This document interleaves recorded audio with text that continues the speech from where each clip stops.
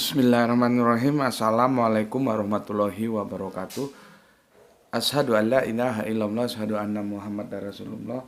Allahumma sholli ala sayyidina Muhammad wa ala ali sayyidina Muhammad.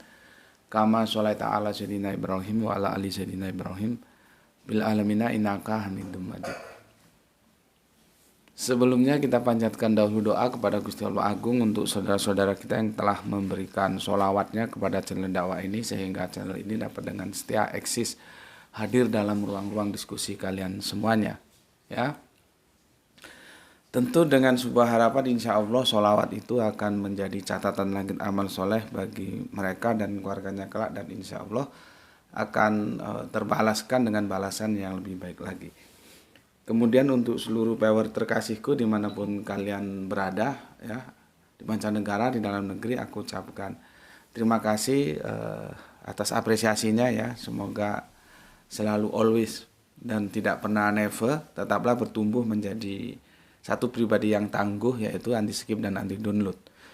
Bagi yang berkenan silakan saja di share, tapi linknya ya, jadi jangan diunduh, dipotong-potong lalu diunggah ulang. Itu bikin gak karu-karuan itu. Aku gak kasih izin untuk yang seperti itu. Kemudian kalian semuanya lah ya, aku gak bisa sebutkan satu persatu. Matur numbah nuwun, terima kasih atas doa baiknya untukku dan keluarga, dan semoga kebaikan doa itu juga tercurahkan untuk kalian semuanya. Kita sebagai sama saudara saling mendoakan dalam kebaikan, dan insya Allah doa kita bagian dari sekian banyak yang dikabulkan oleh Gusti Allah Agung. Amin amin ya robbal alamin. Melanjutkan yang kemarin, ya. Yang kemarin itu sebentar, tak lihat datanya. Aku memberikan tanggapan sebagai penghormatanku, sebagai apresiasiku terhadap saudara Kristen kita yang menanyakan tentang bahwa hukum Torah, ya. Kita fokus saja langsung ke yang ke-10 ya, supaya waktu kita cukup karena ini lumayan sibuk, ya. Jangan mengingini rumah sesamamu, jangan mengingini istrinya atau apapun yang menjadi milik sesamamu, ya. Yang itu dicoba di apa namanya itu? Ditujukan kepada Kanjeng Nabi Muhammad tentang perkawinannya dengan Zainab, ya, istrinya Zaid sebagai anak angkatnya. Dan sorry, minum dulu. Bismillahirrahmanirrahim. Kopi morning.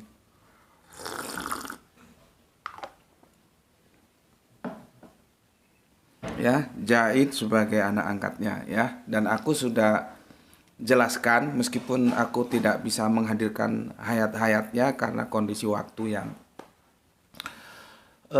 begitu sempit. Maybe sometime kalau memang perlu kita kaji lebih rinci, bisa kita kaji, ya, karena itu tertera di Quran surat Al-Ashab, ya.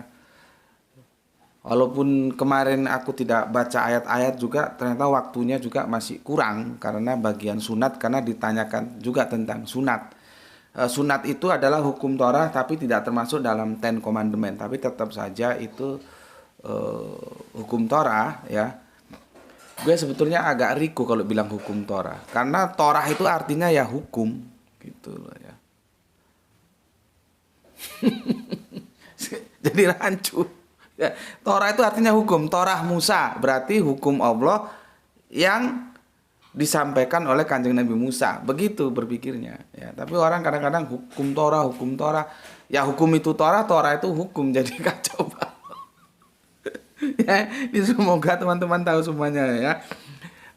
Sunat itu tidak termasuk dalam dasatita. Siapa seperti riba itu nanti ada di imamat, itu tidak masuk dalam dasatita. Jadi Torah itu ada yang dia termaktub dalam 2 lempengan, ya, yang kita sebut dengan lauh. Aku sudah jelaskan kalian, ya, apa itu lauh, ya. Kalau bahasa Ibraninya disebut loh, itu Ibraniun, Arabin menjadi lauh. Itu lembaran-lembaran yang terjaga apa? Lauh mahfud. Mahfud itu terjaga. Jadi jangan otakmu kalau ada, oh itu tercatat di lauh mahfud, terus otakmu diawang-awang, kan goblok. Sertifikat itu juga bisa disebut lauh mahfud berdasarkan etimologi. Ya. Tapi kalau berdasarkan terminologi yang kita maksud lauh mahfud di sini adalah firman Gusti Allah Agung gitu loh ya. Jadi lauh itu lembaran atau lempengan, ya tepatnya lembaran lah ya. Mahfud itu terjaga. Kalau kamu punya sertifikat tanah kan nggak sembarangan kamu taruh, kamu jaga dengan baik karena itu bukan sesuatu yang bisa dibikin sembarangan. Gitu loh ya. Jadi otak itu setelah ngaji di sini cerdas. Jangan kalau berkata oh sudah tercatat di lauh mahfud terus otaknya ke awang-awang. Awang-awangnya mana juga nggak ngerti. Ya. Lah hukum itu atau Torah itu ada yang termaktub dalam 2 lempengan batu yang diberikan kepada Musa yang kita kenal dengan bahasa kita aja lah ya, nggak usah pakai bahasa bahasa Inggris. Kita punya budaya bahasa sendiri yang kita sebut dengan Dasatita, 10 perintah. Ya, sunat itu nggak masuk di dalamnya. Nanti riba juga nggak masuk. Ya, tapi itu juga kita harus tahu nanti ada yang termaktub, ada yang di luar dari 10 itu tapi tetap aja hukum Torah. Jadi hukum Torah itu ya kembali lagi kan, hukum Torah itu ya Torah hukum itu. Bukan hanya yang Dasatita itu saja ya, itu yang termaktub yang diterima oleh Kanjeng Nabi Musa. Ya. Nah, kemarin teman Kristen kita ya mengambil salah satunya yaitu jangan mengingini rumah sesamamu, jangan mengingini istrinya ya, yang itu dicoba kaitkan dengan Kanjeng Nabi, dan aku sudah jelaskan yang dinikahi Kanjeng Nabi itu bukan istrinya Zaid. Jangan salah, itu jandanya Zaid yang pertama. Yang kedua, ya Zaid itu bukan anak kandung, anak angkat. Ya, yang ketiga Allah punya aturan hukum sendiri. Meskipun orang-orang Arab secara antropologis Arab mereka sudah punya hukum, hukum itu tidak dibenarkan oleh Allah. Maka Allah mengatakan ya lewat peristiwa ini bahwa anak angkat itu bukan anak kandungmu. Kalau dulu kan nggak salah pernah kita singgung sedikit ya, hadis itu kan melarang. Jadi kalau kita mengangkat anak, maka anak itu menjadi bagian saudara kita. Jangan dianggap anak kandung. Tidak boleh, apalagi seperti dulu nama kita, misalkan Gus Beti itu ngangkat anak, misalkan katakanlah Bambang gitu, terus Bambang Gus Beti, itu tidak boleh. Tidak boleh, ya, tidak boleh. Dan nanti kalau sudah besar dikasih tahu ceritanya, kamu dulu itu saya angkat dari ini bapakmu ini ibu, dikasih tahu jadi jelas. Nanti, karena itu nanti konsekuensinya terhadap waris juga itu beda perlakuannya. Nah, jadi ya message yang bisa kita ambil bahwa Kanjeng Nabi Muhammad menikahi Zainab itu bukan sesuatu kesukaan, itu beban yang tinggi yang harus ditanggung karena Kanjeng Nabi Muhammad harus melawan budaya bangsanya sendiri yang sudah lama berakar dan berurat. Tapi karena itu perintah Allah, maka Kanjeng Nabi Muhammad mengambil sikap sami'na wa ata'na, dan sejak saat itulah ya cara pandang bangsa Arab terhadap kekerabatan kekeluargaan itu berubah. Di situ sebetulnya pesan yang mau disampaikan gitu loh. Ya, kalau yang kurang jelas bisa dilihat di kajian yang kemarin ya. Jadi bukan menikahi istri orang lain, bukan, nggak boleh itu. Ya. Ya, dan aku bilang bahwa perkawinan Kanjeng Nabi itu juga dalam tanda kutip perkawinan yang semua itu perspektifnya politis dakwah, dan itu dalam kontrol Gusti Allah Agung, bukan karpe dewe pokoknya ada yang bahenol rabi, nggak begitu. Lah kalau memang begitu ngapain yang perawan kok cuman Bunda Aisyah? Yang semuanya kan janda-janda. Kalau memang orientasinya kaum Hawa, orientasinya kepuasan, ya cari yang perawan-perawan. Dan aku sudah bilang itu semua efek sosial dari peperangan, melahirkan janda-janda. Maka nanti kalau kita membahas poligami itu juga akan terkait dengan bagaimana memperlakukan janda-janda dan anak yatim ini. Itu saling terkait. Ya. Kan gue sudah bilang, Kanjeng Nabi dikasih apa aja. Mau jadi raja, dikasih raja. Mau dikasih harta, dikasih harta. Mau dikasih wanita, dikasih, minta yang bahenol model apa. Tapi satu syarat, jangan lagi berdakwah Islam. Ditolak sama Kanjeng Nabi. Nah kalau Kanjeng Nabi playboy kan dia dia pilih, tunjuk hidung mana yang perawan-perawan itu. Tapi kan enggak. Itu nanti kan ada lagi sebuah kisah yang akhirnya Kanjeng Nabi yang bulan di tangan apa itu? Di tangan kanan apa di tangan kiri? Matahari di tangan kanan, ini lupa aku itu ceritanya. Dengan tegas ditolak. Jadi jangan bilang Kanjeng Nabi itu istrinya banyak sakarepe dhewe, enggak, semua itu dalam kontrol Gusti Allah Agung, bukan sakarepe dhewe. Ya. Dan kita lihat dari perkawinan-perkawinannya itu kan cuma satu perawannya, Bunda Aisyah saja. Ya. Lainnya itu janda-janda. Jadi tidak benar ya, apalagi yang dibilang tukmis dalam bahasa Jawanya gitu. Enggak begitu ya. Terkait dengan Zainab itu, dari situlah titik awal perubahan hukum-hukum kekeluargaan di dalam antropologis budaya Arab. Makanya kan gue bilang, bagi orang Arab-Arab jelek, bodoh itu, jelebo itu bukan masalah Tuhannya 1 atau 365. Masalahnya nanti hukum mana yang mau dipakai. Hukum itu dimentahkan oleh Gusti Allah. Gitu loh. Gusti Allah tidak mau hukum itu. Ini hukum dari aku. Bahwa anak kandung itu tidak sama dengan anak angkat. Gitu loh. Ya. Zaid itu anak angkat, bukan anak kandung. Tapi kan yang jelaskan seperti ini jarang. Jadinya teman-teman Kristen kita juga kan ya gimana kalau dia sendiri tidak mendapatkan penjelasan yang jelas dari kita, gitu loh ya. Makanya kita perlu belajar, ketika ada yang tanya kita bisa menjelaskan ya. Oke. Itu sudah aku jelaskan. Kalau kurang jelas setel lagi videonya yang kemarin. Dan aku masih berhutang dan sekarang aku bayar tentang sunat. Ya, tentang sunat. Kanjeng Nabi itu sunat enggak sih? Kan gitu pertanyaannya. Dan itu sering ditanyakan oleh teman-teman Kristen kita, ya. Maka aku akan bayar lunas sekarang tentang Kanjeng Nabi itu gimana, sunat enggak? Bismillahirrahmanirrahim. Oh, hampir terlupa. Aku belum baca komentar yang masuk dari kalian. Sorry. Ya, hampir terlupa lagi. Hari ini 1 September Jumat Kliwon. Jangan lupa penuhi masjid di sekitarmu dengan kehadiranmu sholat Jumat berjamaah. Bagi yang sudah paham, sholat Jumat dilakukan, sholat duhur dilakukan. Mana dulu terserah, fleksibel saja. Ya, lakukan. Karena dua-duanya sama-sama diperintahkan. Dan tidak ada yang satu bisa menganulir yang lain. Tidak, karena segmennya beda-beda. Ya, bagi yang sudah paham, jalankan. Bagi yang belum paham, ya jalankan apa sebatas yang kamu pahami dan teruslah belajar. Ya.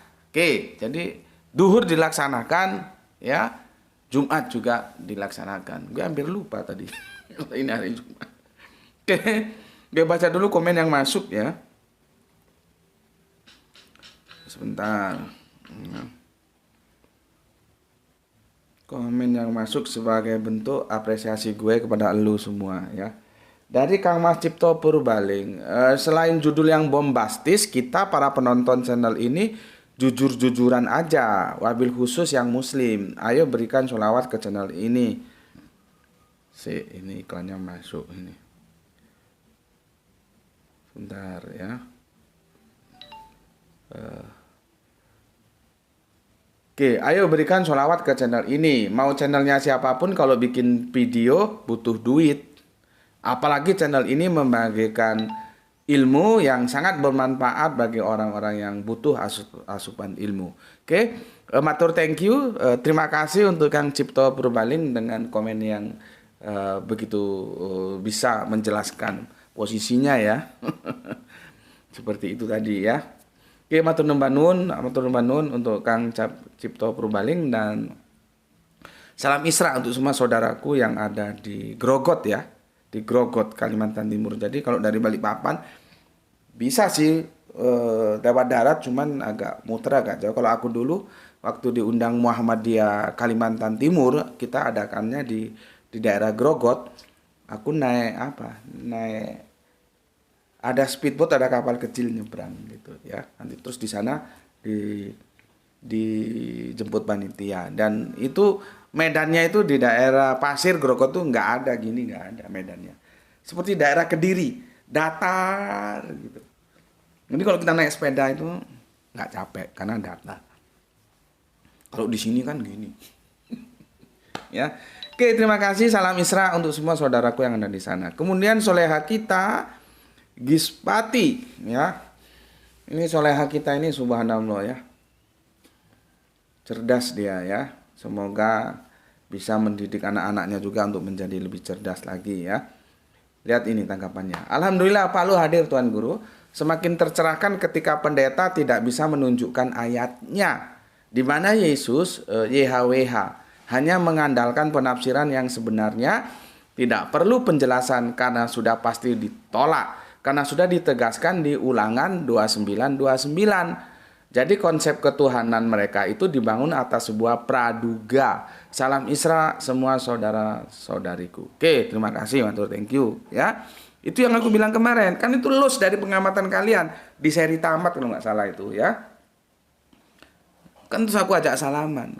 Ketika dia bilang bahwa Yesus Yahweh, aku tolong sih saya diajari satu ayat aja, tunjukkan bagi saya. Nggak ada. Nanti kapan-kapan akan aku jelaskan. Karena dia salah memahami bahasa antara selamat sebagai proper name dan pengusung keselamatan sebagai kata kerja. Beda. Ya. Allah yang menyelamatkan itu Yaheshua. Tapi bukan berarti dia Allah. Sama dengan Ismail, Allah yang mendengar. Apakah Ismail terus jadi Allah? Makanya kan gue kejar, Anda salah memahami bahasanya. Coba kasih aku satu ayat yang itu aku tidak lagi bisa mendebatmu. Di mana Yesus itu sebagai Allah? Enggak ada. Enggak ada kan? Enggak ada. Salaman setuju. Nah, selesai. Gue mau diskusi gitu. Gue tidak akan paksa dia. Yang penting kebenaran aksiomatis itu diakui bahwa di Alkitab tidak ada Yesus itu dikatakan sebagai Allah. Tapi kalau sebagai iman dia mengimani Yesus itu adalah YHWH atau Allah, ya aku tetap hormati. Gitu loh. Jadi jangan ngomong gue seperti sakarepe dhewe kon goblok gue. Aku bukan orang semauku sendiri. Aku tetap menghormati iman orang. Tapi kebenaran akademis sebagai kebenaran aksiomatis itu harus dihormati juga. Gitu. Kamu lihat videonya, kan setelah itu nggak ada masalah, ya sudah kita salaman. Dan aku hormati iman dia yang oneses. Tapi secara aksiomatis tidak ada Alkitab mengatakan Yesus itu YHWH. Karena dia salah memahami di mana proper name, di mana kata kerja. Ya, nanti kapan-kapan tuh bisa kita bahas.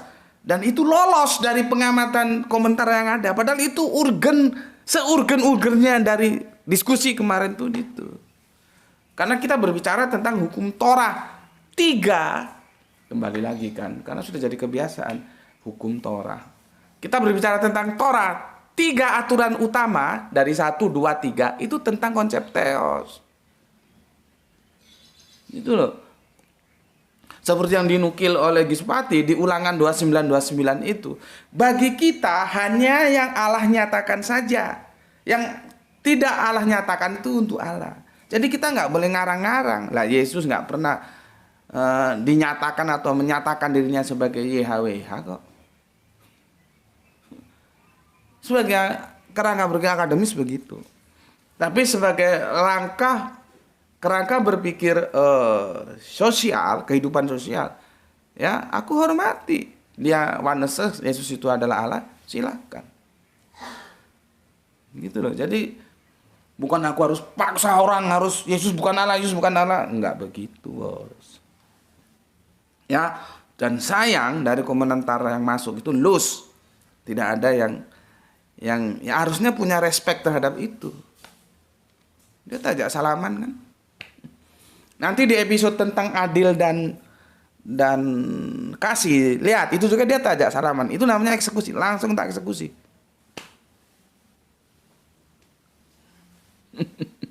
Oke, terima kasih. Kemudian untuk Irfan Al-Akbar ya, kemaruk itu mengingini secara berlebihan, terobsesi, sangat gemar ya. Orang yang kemaruk perempuan adalah lelaki yang selalu senang dan gemar mendekati perempuan untuk menikmati perempuan tersebut. Tukmis, batuk klimis, batuk jidat, klemis, mengkilat, rapi, perlintih ya. Orang disebut tukmis, batuk klimis berarti adalah orang yang playboy, yang ciri-ciri fisiknya selalu bersih dan rapi.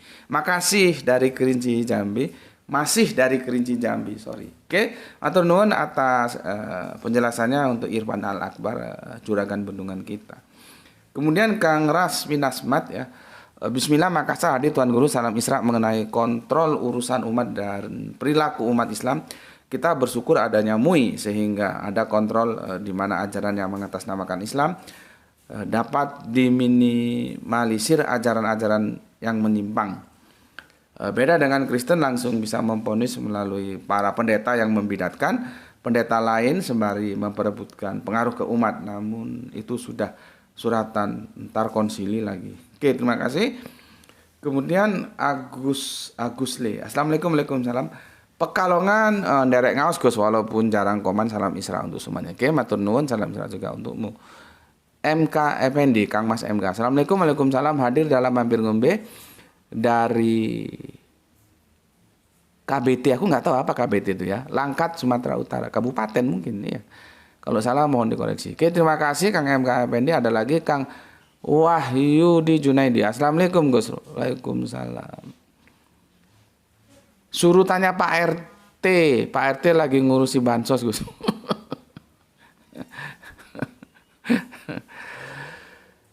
Alip 1 September 2023 0028 WIB. Berarti tengah malam ini ya. Momen salaman antara Pendeta Samuel Siaan dan JM terkait dengan pertanyaan sekaligus pernyataan dari Juru Betik bahwa tidak ada ayat pada Bible yang jelas tertulis mengenai klaim Yesus adalah YHWH. Pertanyaan sekaligus pernyataan tersebut diamini oleh Pendeta Samuel Siaan. Salam Isra untuk semua power channel iki. Oke, matur nun. Nut, jangan lupakan juga dukungannya yang dapat disalurkan langsung ke rekeningnya JM. Wow. Solawatnya ini ya, maksudnya mantap ini. Sehat, apa lagi? Sehat, bahagia selalu semuanya. Alhamdulillah. Oke, alhamdulillah. Oke, terima kasih untuk Kang Mas Alip ya sudah menjelaskan seperti itu, seperti bagaimana Gispati juga menjelaskan ya. Jadi enggak ada. Ya. Oke, matur nuwun. Kemudian Bapak Abdul Muluk, Assalamualaikum, waalaikumsalam ya. Dili sedang izin nyimak Gus, salam Isra, semoga sehat selalu. Thank you ya, terima kasih. Kemudian di Manada ya, 5 hati merah, terima kasih. Kang Sahran Gipari juga terima kasih. Kemudian Kang Mas Edi Margono, siapa ini? Hermas Edison ya. Oke, terima kasih atas 3 jempolnya. Kemudian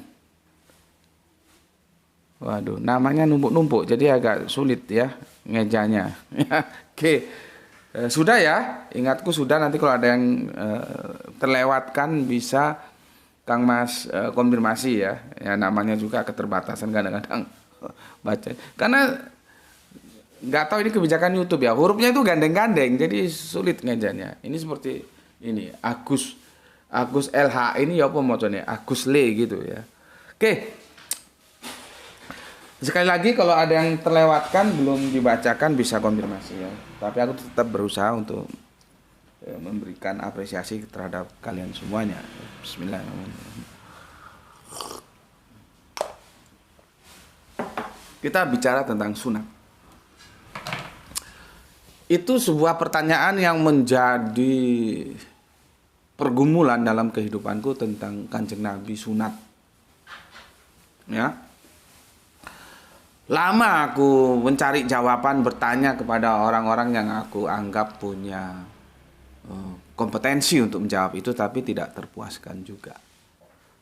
Maka kalau ada saudara Kristen kita menanyakan tentang Kanjeng Nabi Muhammad itu sunat enggak, itu bagiku sesuatu yang wajar. Ya, orang aku aja yang Islam bertanya-tanya kok. Selama itu aku dapatkan penjelasannya. Ya, lama. Alhamdulillah pada satu ketika, dulu itu masih belum ada WA, ya. Di dekat kontrakanku itu ada radio perspektifnya radio dakwah, ya. Itu ada seorang ustadz memberikan kajian, ya.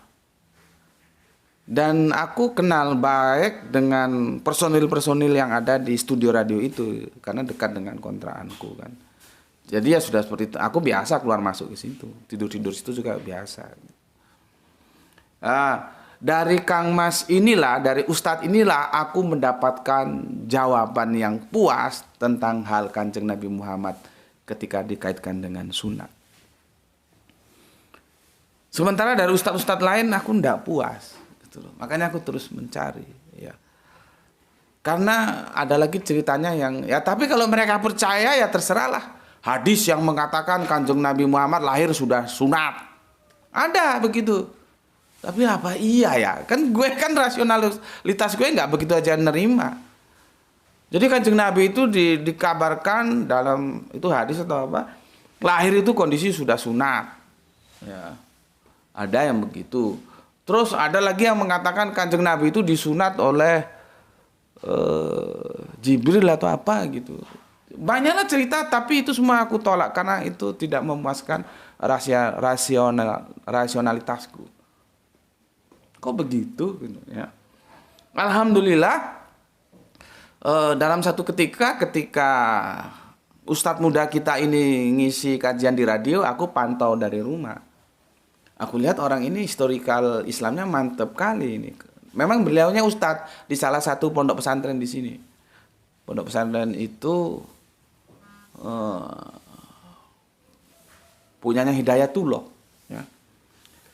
Aku lihat ini asik juga ini. Cobalah. Aku datang ke studio dan aku tanya. Di sanalah dijelaskan. Nama Ustadz ini sebetulnya namanya itu nama Arab semua, cuman yang satunya sudah dijawakan. Arab sudah dijawakan, tapi basicnya itu Arabium. Jadi orang Jawa itu nggak bisa bilang Ali, mesti ngali. Bilang alimin ya nggak bisa, ngalimin. Maka namanya Ustadz ini Ngalimin Mukhtar. Mukhtar itu selection, terpilih. Mukhtar itu terpilih. Ngalimin Mukhtar. Ya ditulis sih Alimin Mukhtar, tapi orang Jawa nggak bisa. Yang bacanya yang Ngalimin Mukhtar. Muhammad itu nggak bisa Muhammad. Anaknya sekolah neng di sekolah neng Universitas Muhammadiyah, nggak bisa Muhammad ya itulah namanya dialek, ya. Makanya kalau kita berbicara tentang hapes dan waris itu sebetulnya masalahnya ada di dialek saja. Kenapa waduha menjadi waduhe? Kenapa saya menjadi saya? Kenapa hamba menjadi amboy? Itu dialek saja sih, ya. Oke, kapan-kapan itu kita lalui aja dulu. Sekarang kita fokus masalah sunat, ya. Jadi problem Kanjeng Nabi sunat seperti itu. Kan ditanyakan karena sunat itu masuk hukum Torah, masuk Torah. Ya gitu. Aku dijelaskan. Pertama begini. Pahami dulu Injil yang diimani oleh kami umat Islam itu adalah Injil wahyu yang diberikan oleh Gusti Allah Agung, ya, kepada Kanjeng Nabi Isa. Jadi bukan yang Matius, Markus, Lukas, Yohanes, bukan yang itu. Itu kalau kami bilang ya, tapi karena adanya itu ya itu menjadi bahan diskusi, ya. Itu ya hadis cerita tentang Yesus. Makanya Matius, Markus, Lukas, Yohanes kalau kita baca kan itu kisah Yesus sebetulnya. Dari Yesus, dari Bunda Maryam perawan, terus hamil, terus melahirkan, terus Yesus anak-anak, Yesus dewasa, Yesus dakwah, Yesus berhadapan dengan Rom, dengan bangsanya, Yesus disalibkan, Yesus mati, Yesus bangkit, Yesus naik ke langit, terus nanti Yesus akan turun lagi ke dunia jelang hari akhir eskatologi. Kan intinya itu. Jadi kalau kita bilang Injil yang sekarang ini Matius, Markus, Lukas yang terkanon itu seperti autobiografinya Yesus, ya nggak salah juga. Makanya karakternya itu karakter hadis seperti itu. Ya, karakter hadis. Ya, dan bukan itu yang diimani umat Islam, tapi adalah Injil yang diterima dari Allah disampaikan kepada kekasihnya Kanjeng Nabi Isa yang itu. Ya. Makanya ketika ada Pak dosen Institut Injili Indonesia mengatakan bahwa Injil yang ada sekarang ini jangan dikomparasi dengan Al-Quran tapi dengan hadis, maka itu disebut hadis Yesus. Ya kita sih setuju, ya memang begitu. Ya. Sehingga kalau kita baca Injil yang terkanon sekarang ini dari Matius, Markus, Lukas, Yohanes itu kan seperti autobiografinya Yesus. Ini dulu pahami, ya. Sementara Al-Quran tidak. Al-Quran itu bukan autobiografinya Kanjeng Nabi Muhammad. Seperti Injil yang diterima oleh Kanjeng Nabi Isa dari Gusti Allah Agung, itu juga bukan autobiografi dia. Tidak seperti Injil-Injil yang diakui sebagai Injil yang ditulis sekarang ini. Ya, bukan. Maka kalau kita ditanya di mana dijelaskan di dalam Al-Quran Kanjeng Nabi Muhammad itu sunat, enggak ada. Kanjeng Nabi Muhammad jangankan sunat, Kanjeng Nabi Muhammad menikah aja nggak ada di situ. Kanjeng Nabi Muhammad lahir di mana, terus ayahandanya meninggal, ibunya siapa, bapaknya kaki, yang nggak ada di Al-Quran. Itu nanti kita baca di sirah, di sejarah, di historikal, atau di hadis-hadis bolehlah. Jadi sekali lagi, Al-Quran itu bukan autobiografinya Kanjeng Nabi Muhammad. Ya, oke. Jadi kalau ditanya, di mana Kanjeng Nabi disunat? Ya tidak ada dalam Al-Quran. Al-Quran itu isinya adalah aturan. Kalau kita kelompokkan menjadi dua, ya perintah dan larangan, gitu aja. Meskipun di sana ada sejarah juga, iya ya. Tapi intinya itu namanya kitab-kitab bulo dari mulai Suhuf Ibrahim, Torah, Zabur, Injil, Al-Quran itu kalau kita bedah menjadi dua kutub utama, yaitu perintah dan larangan, itu aja. Itu yang kita sebut wahyu kemarin. Ya, wahyu itu nanti kan jadinya ya perintah dan larangan. Gitu loh ya. Apa yang disampaikan ya bisa perintah, bisa larangan. Gitu ya. Jadi bukan autobiografi. Ya, makanya nggak ditanyakan, apalagi ditanya pernikahannya kapan dan dimana, itu nggak ada di Al-Quran, adanya di buku sirah. Oke, berikutnya, ya, aku sudah tolak yang katanya Kanjeng Nabi Muhammad itu lahir sudah sunat atau disunat Jibril, aku sudah tolak. Aku tanya kepada Ustadz kita ini, masih muda orangnya, Ngalimin Mukhtar, bahkan aku suruh dia nulis buku, cuman dia tidak mau karena dia juga orang sibuk gitu loh ya. Begini loh ya, sunat itu sudah menjadi budaya bangsa Arab, sehingga dia bukan sesuatu yang istimewa. Dari mana mereka terima? Dari Bapak Abraham via Kanjeng Nabi Ismail. Gitu loh. Makanya dia tidak menjadi sesuatu yang penting tercatat, itu enggak. Jadi tapi kalau mau diminta sandaran teologisnya, kita bisa buka surat An-Nahl 128, ingat gue ya. Coba kalau nggak salah. Gue takutnya keliru. Ya. An-Nahl 128. Coba kamu buka juga ya. Sebentar. An-Nahl. An-Nahl ya. Kok sorry. Apa tadi ya? bentar. Bukan An-Nahl, lupa gue. Oh betul. An-Nahl 123 surat ayatnya yang keliru ya. Kemudian kami wahyukan ya. Kami wahyukan kepadamu ya, summa auhayna ilaika anitabi milata Ibrahima hanifa wa ma kana minal musyrikin ya. Kemudian kami wahyukan kepadamu, nah, berarti kan wahyu itu bisa perintah dan larangan. Ini diperintah kita ya. Kan wahyu, apa itu wahyu sudah kita bahas kan ya. Jangan mundur lagi, nanti tak jewer telingamu. Aku capek-capek menjelaskan, mundur lagi ya. Apa perintahnya? Ikutilah agama Ibrahim yang lurus, dan dia bukanlah termasuk orang musyrik. Ya. Jadi terkumulatifnya kalau sandarannya teologis di situ, kita disuruh mengikuti agama Ibrahim sebagaimana Kanjeng Nabi Muhammad diperintahkan untuk itu. Kalau sandaran teologisnya di situ. Ya, jadi sunat itu dari mulai Bapak Abraham, kalau jalurnya ke bangsa Arab, ke Nabi Ismail, sampai terus sampai Kanjeng Nabi Muhammad, sampai ke kita umatnya. Dan itu sudah menjadi budaya karena dalam sekian jarak, ruang, dan waktu yang teramat panjang sudah menjadi budaya. Jadi bukan sesuatu hal yang penting terus untuk dibukukan gitu, enggak.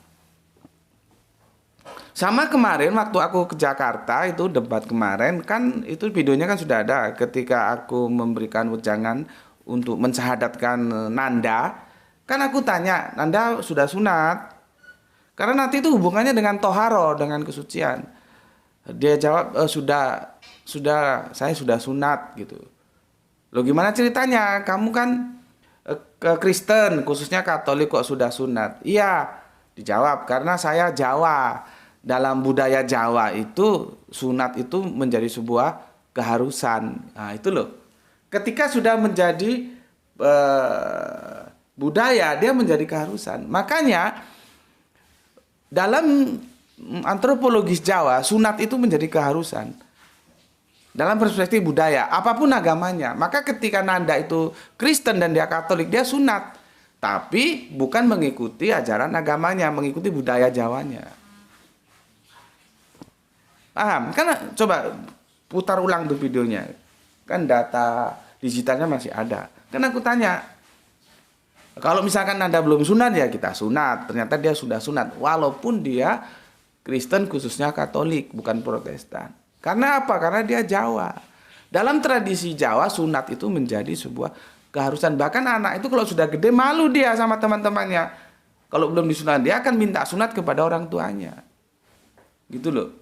Dia sudah memasuki ranah antropologis.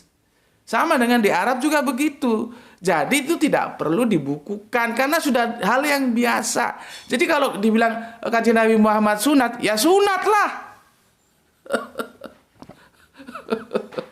Itu jawaban yang diberikan oleh, semoga Allah merahmati beliau ya, karena aku mendapatkan pencerahan itu dari beliau, dari Kang Ustadz ya, masih muda orangnya tapi brilian otaknya. Itu Kang Ustadz Ngalimin Mukhtar ya.